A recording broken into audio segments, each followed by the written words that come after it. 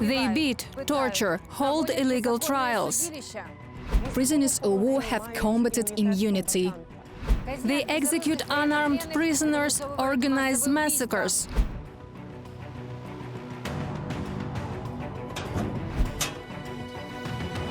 They hold POWs in inhumane conditions, don't allow them to communicate with families and restrict access for international humanitarian organizations. I don't know any single family that has ever got a letter sent from captivity. They lie, manipulate, and oppress psychologically. They removed all chevrons, all insignia. They trample on Ukrainian flags. They starve prisoners to the point of exhaustion and don't provide any medical help.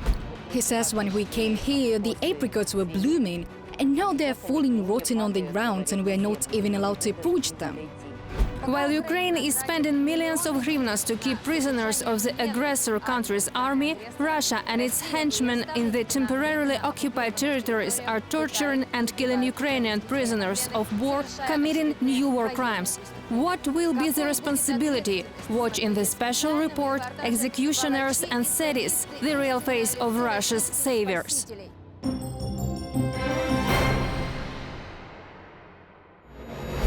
An automatic rifle shot at an unarmed man. This is how the Russian military killed a Ukrainian prisoner of war, a soldier of unarmed forces, Alexander Matveyevsky. They shot him after the words "Glory to Ukraine." Glory to Ukraine. This brutal execution, as well as the other cases of murders of Ukrainian prisoners of war, is already been investigated by the International Criminal Court. Since the beginning of Russia's full-scale war against Ukraine, the Office of the Ombudsman of Ukraine has received dozens of similar horrific videos deliberately filmed by the Russian military. There is no limit to their sadism. The Russians can cold-bloodedly and ruthlessly behead or horribly mutilate Ukrainian captives, ignoring international humanitarian law and the rules of treatment of prisoners of war, which prohibit any violence, especially the deprivation of life. And this is neither in self-defense nor the destruction of the enemy in battle.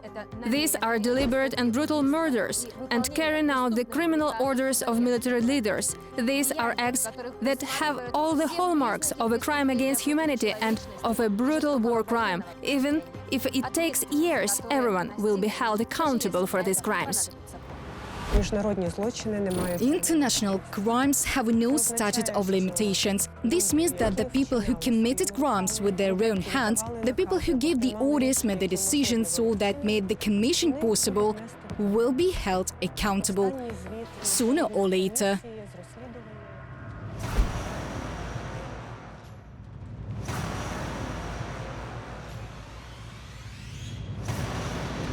Donetsk region occupied Olenivka. On the night of July 29, 2022, here, on the territory of the penal colony, Ukrainian military men were killed. They had left Azovstal and, as prisoners of war, should have been kept according to the norms of the Geneva Convention, instead of what they were placed in barracks and blown up later.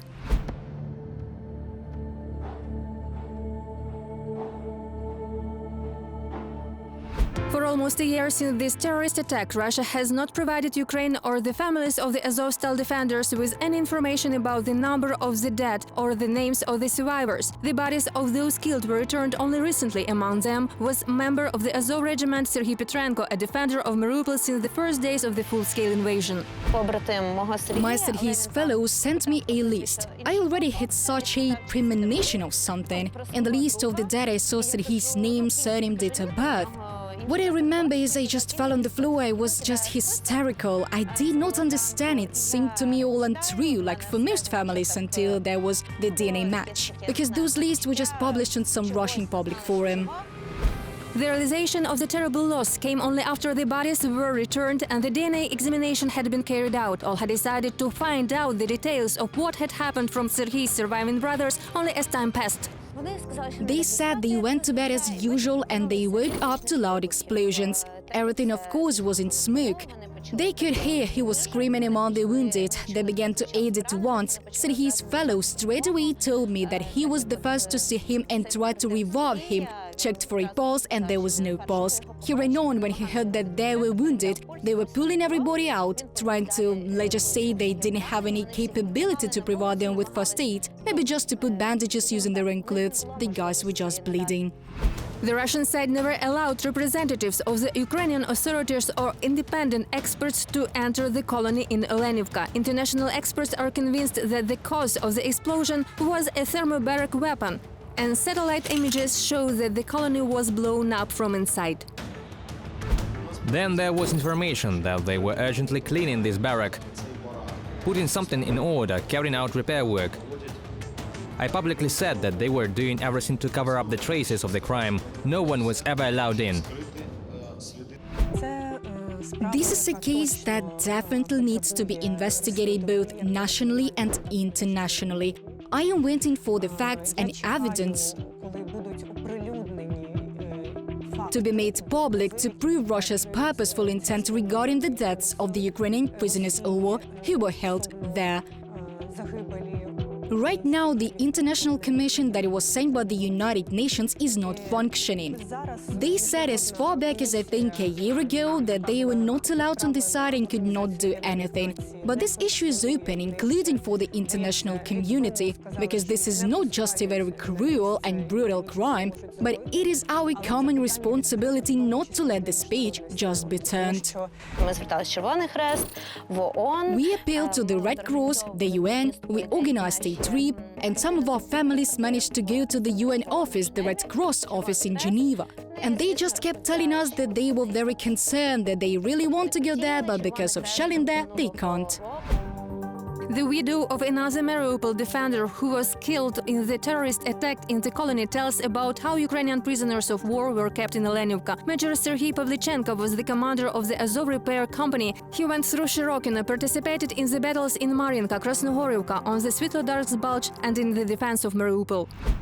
He taught me a lot of things. To love my country, your land, where you're born, where you live, your ground, your country.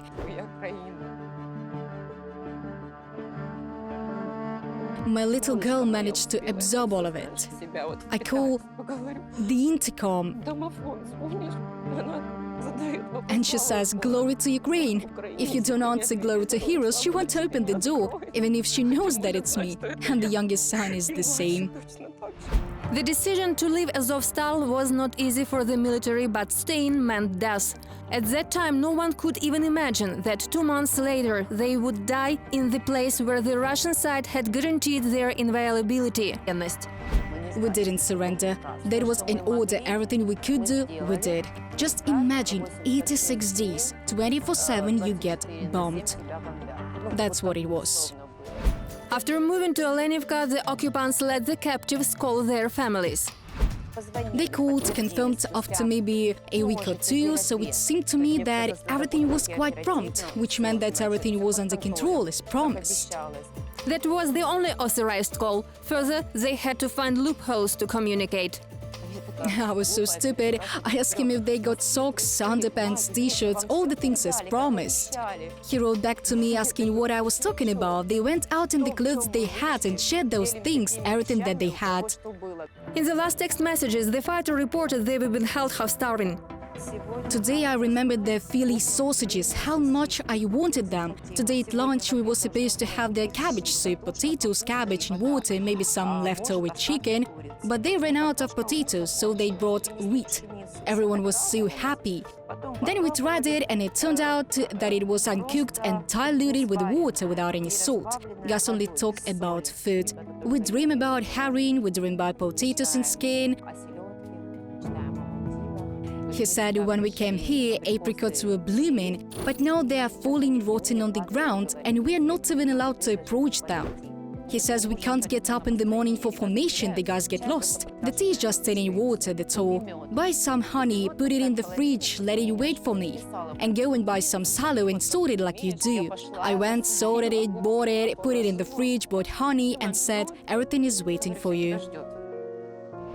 They starve or even torture during a meal. In Russian captivity, everything turns into humiliation and attempts to break and deprive human dignity. Дають They give you something very hot, some boiling water with a cabbage leaf floating in it, and 30-40 seconds to eat it. And it's not just the time in which it has to be eaten, but also the dishes must be given back.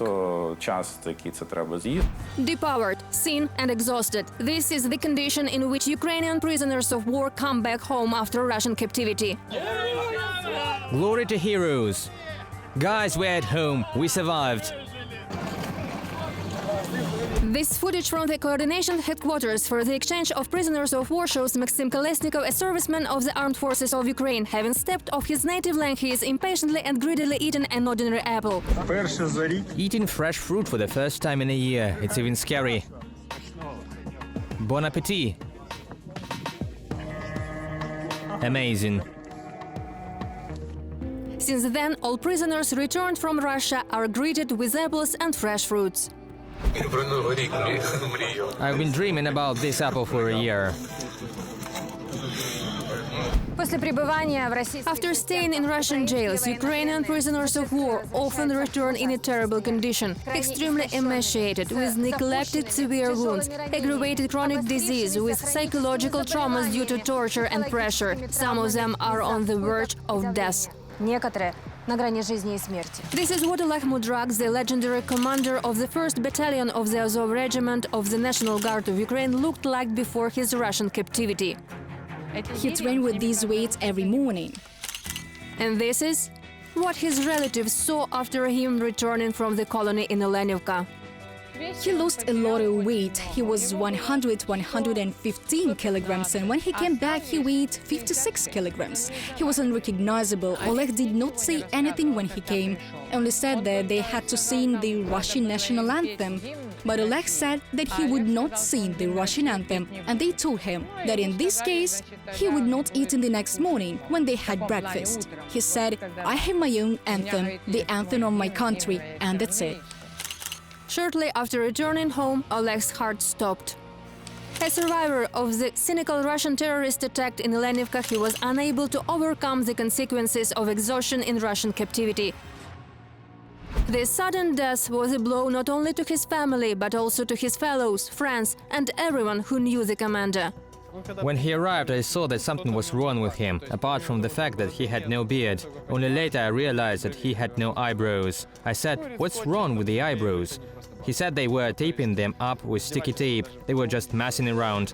I mean, they were humiliated even in that way. They pinched his hands so tightly that there were wounds. He had really big wounds on his hands from handcuffs. When we hugged, I just couldn't recognize him. I remember that hugging Oleg is like this. Barely you can hug him, but here you hug him like your peer.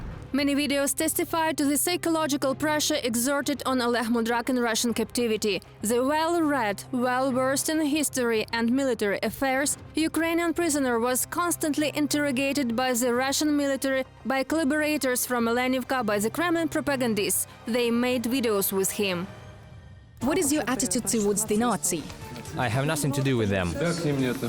They raged about his tattoos and looked out for Nazi symbols in images from Scandinavian mythology and comic books.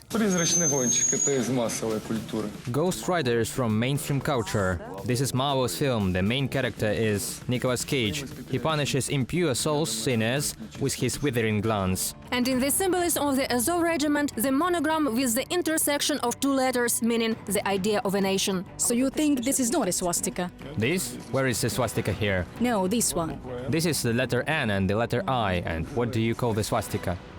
Tattoos on Ukrainian POWs often become the cause of attacks, beatings and abuse in captivity.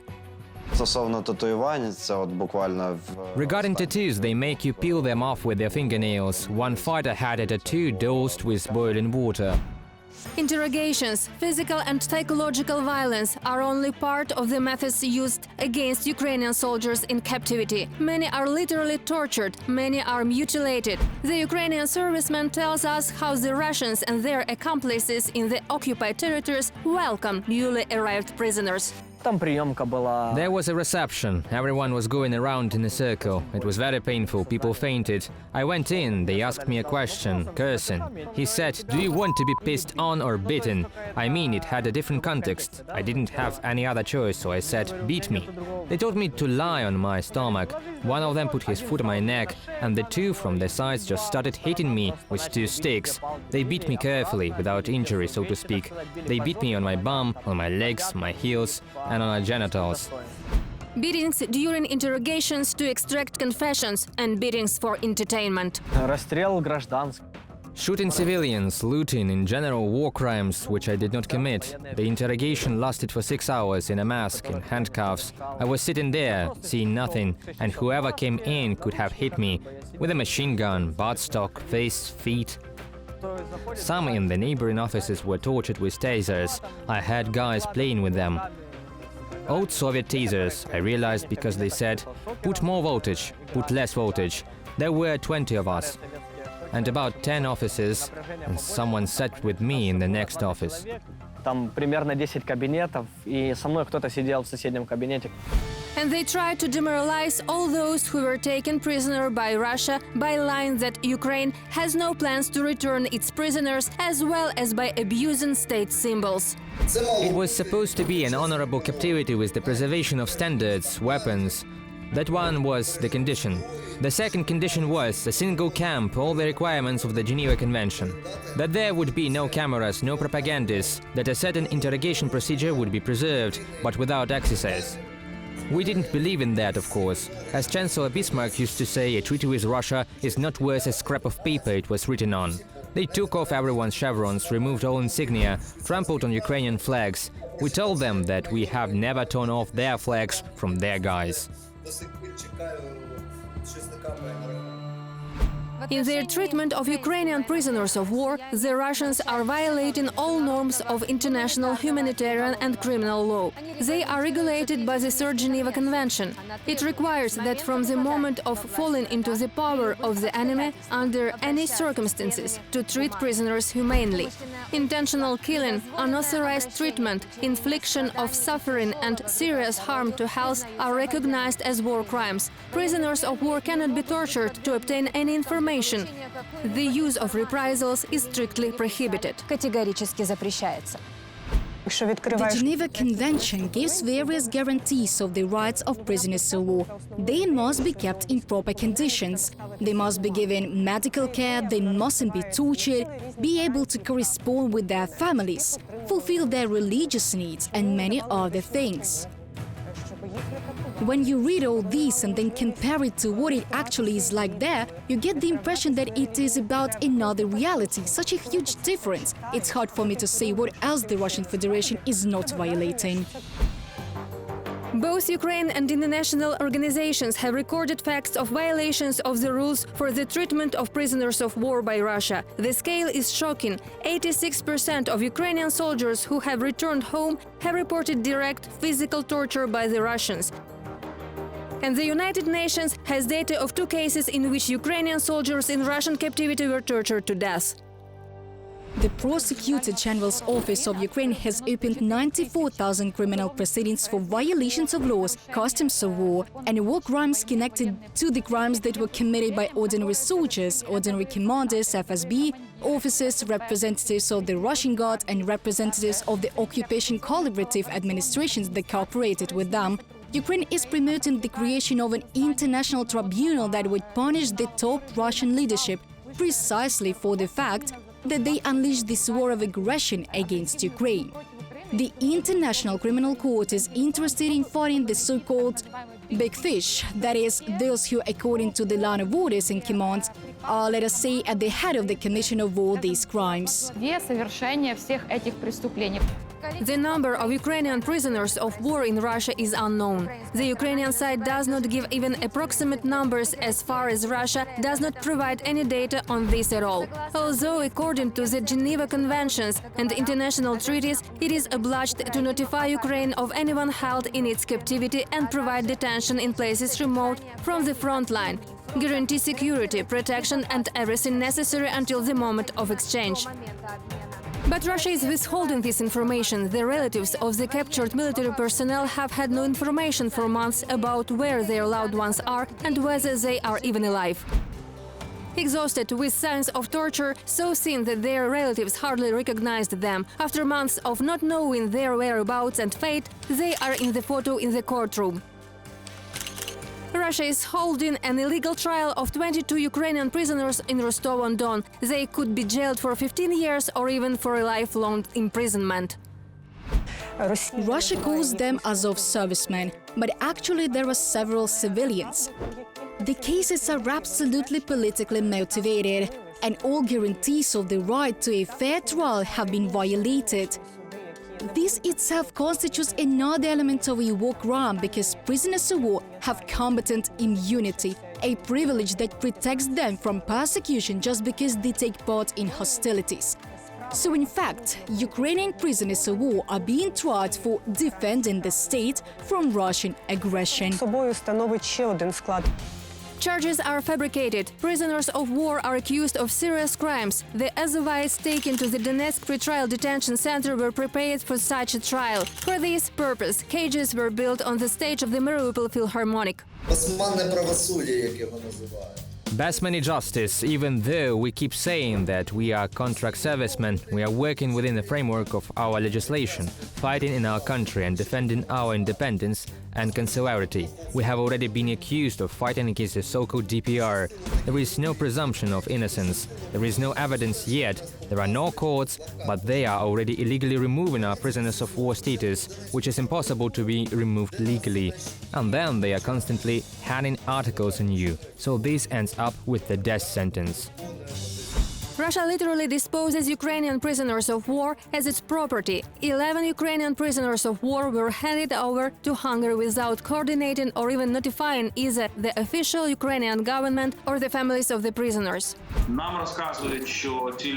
We are told that these people are free, they can do what they want, but in fact this is not the case. They are under control and even meetings with relatives are extremely limited.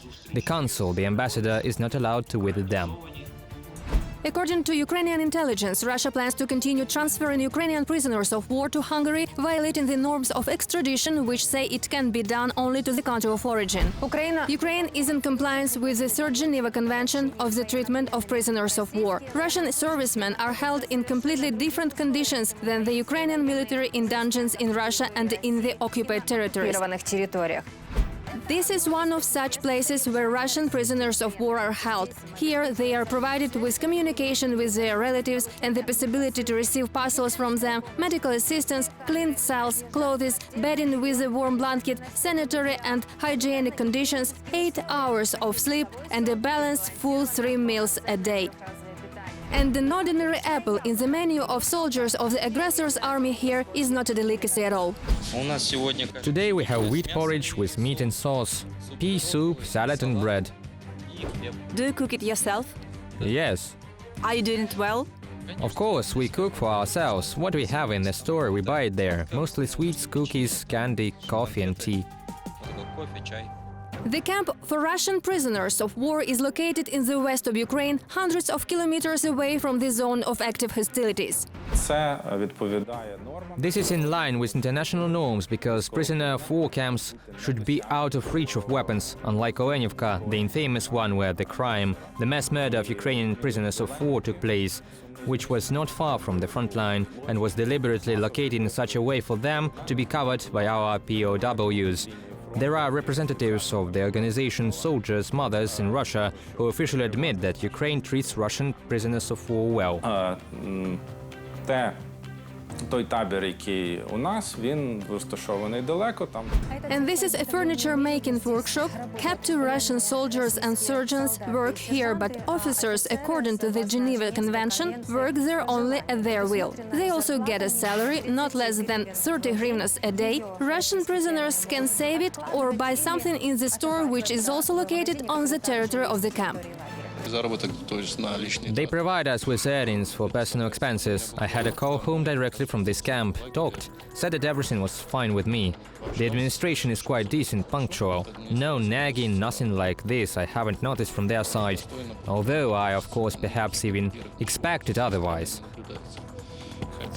After all, we are invaders in captivity. There may have been some other actions against us, insults, perhaps even physical force.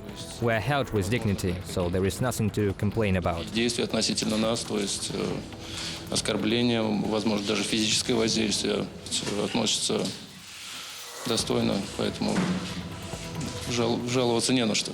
In this spacious, well-maintained area, Russian prisoners of war are able to walk around under supervision. Ivan is a former prisoner. This is the kind of contingent the Russian Defense Ministry is recruiting for the war in Ukraine now.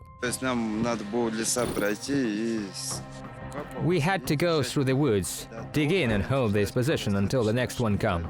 So we could take turns. I went automatically, but now I realized that things are serious. Not like sitting down and playing a game. I have a lot of sentences. In 2029, they should have been the end, that is 8 years. My sentence is for actual bodily harm. So many Russian prisoners have serious injuries. All of them are being provided with medical help. Я с лагеря. I'm from a maximum security prison camp. Representatives of the Ministry of Defense came. They offered me a clean list for going to war in the Storm Z unit. In general, I had 6 years left to serve for the drug distribution. Распространение наркотиков. Ukraine spends 10,000 hryvnias per month to keep one Russian prisoner of war, providing him with literally everything and complying with the Geneva Conventions. Kyiv demands that Moscow treat Ukrainians in Russian prisons the same way and return them immediately. Russia has a very inhuman approach to what prisoners of war are within the framework of such a large war, refuses to allow inspection of the places where our prisoners of war are, does not confirm the number of people who are in captivity in one way or another.